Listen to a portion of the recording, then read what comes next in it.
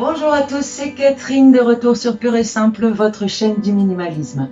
Je reviens de vacances, bien requinquée, j'espère que vous avez eu l'occasion de faire de même. Et si ce n'est pas le cas, au moins que vous avez pu vous reposer et qui sait peut-être désencombrer un petit peu chez vous. On va aborder ensemble aujourd'hui un sujet qui me tient particulièrement à cœur et que je trouve très intéressant. Il a l'air tout à fait anodin comme ça, mais lorsqu'on s'implique un petit peu, on se rend compte qu'il révèle des choses très intéressantes et très profondes sur nous. Quelles sont les 10 raisons principales pour lesquelles on amasse des objets, alors même que ces objets ne nous servent plus, ne nous donnent pas de joie ni à les voir ni à les utiliser, ou même sont endommagés? C'est un souvenir. Il est vrai que ça c'est plutôt compliqué et qu'au fil des années, au hasard des voyages, des rencontres, on peut accumuler une grande quantité de souvenirs. Un ticket de concert, un carton de bière sur lequel on a griffonné un numéro de téléphone, un joli galet qu'on a ramené de vacances. À la longue, tout ça, ça prend énormément de place et puis ça n'évoque pas nécessairement de bons souvenirs. Les objets, ils ont une énergie, une mémoire, donc faites bien attention à ce dont vous vous entourez. Il n'est pas question de tout liquider, mais simplement de sélectionner les meilleurs, les plus beaux, les plus évocateurs et de se débarrasser des autres. Je peux pas, c'est un cadeau. On a tous reçu des cadeaux pourris. Je présente mes excuses à la personne qui m'a offert ceci. L'intention était très bonne, je le reconnais. En même temps, et sans vouloir offenser personne, je vais m'en séparer. Tu verras un jour, ce sera collector. Bon, c'est sûr qu'il y a un marché pour des objets de valeur et que certains d'entre eux prennent de la valeur avec l'âge. Mais c'est pas le cas pour tous. Ce livre-là, il doit avoir été vendu à des millions d'exemplaires. Qu'est-ce que le vôtre a de spécial? Ça m'a coûté cher. Oui, je reconnais, ça pourrait être une excuse valable. En même temps, on n'est pas en train de parler d'un Picasso. De toute façon, le mal est fait. L'argent, il est dépensé. Et cet objet pour lequel vous avez payé 1 euro, il vaut plus le dixième aujourd'hui. Ben, je vais les garder pour mes enfants.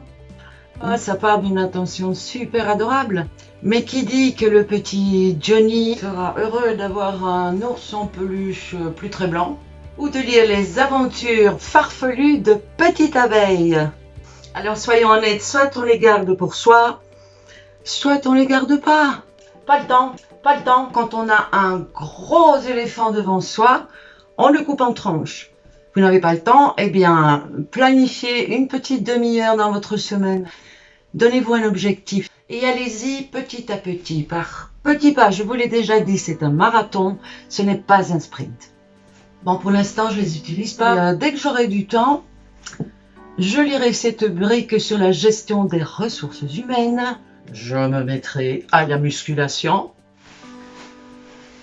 Et puis à la méditation.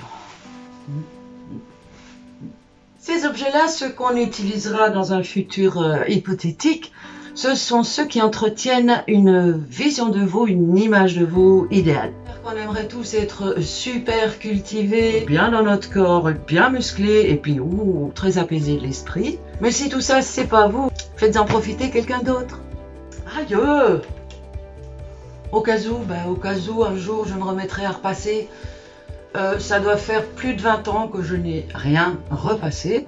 Je m'arrange pour acheter des vêtements qu'on ne repasse pas. Vous pouvez le voir. Le jour où j'ai vraiment besoin d'un vêtement impeccablement repassé, je le mettrai au pressing. Au cas où je fais un coup dans le mur, j'ai gardé un pot de peinture avec un petit fond de peinture doré. J'ai gardé mon t-shirt peinture aussi. Bon, faut savoir qu'entre-temps, le mur a été repeint et pas en doré. On en a plein nos placards, des si jamais, des au cas où. 1. Le cas que vous envisagez dans le futur, il ne se produira peut-être jamais. De 2. Ce que vous avez gardé pour pallier aux inconvénients, ce ne sera peut-être plus la bonne solution à ce moment-là. Et de 3. Faites-vous confiance, vous en trouverez une de solution. Tu n'aurais jamais dû me séparer de mon pull de Noël. Moi, si j'avais gardé mes haltères, je ferais de la muscu. Et ça arrive, ça fait partie du processus. Parfois, on regrette, mais c'est rare. Faites ce petit exercice, mettez dans une boîte une dizaine d'objets dont vous pensez pouvoir vous séparer. Et si dans le mois qui suit, vous n'êtes pas retourné dans la boîte, c'est probablement qu'il était temps de vous en séparer. C'est bien beau tout ça, mais je fais quoi maintenant? Vous connaissez la formule, ça a de la valeur, c'est en bon état, vous pensez pouvoir en retirer quelque chose, vendez. C'est en bon état, ça peut faire plaisir à quelqu'un, donnez. En mauvais état et c'est recyclable, direction parc à conteneurs. Ce n'est pas recyclable, alors là il va falloir jeter. Voilà, c'est tout pour aujourd'hui. J'espère que cette vidéo vous a plu. Si c'est le cas, likez, partagez, abonnez-vous. Abonnez-vous à ma chaîne YouTube surtout. Un petit regret quand même. Celui-là, je crois que je vais le garder. À la prochaine. Ciao, ciao.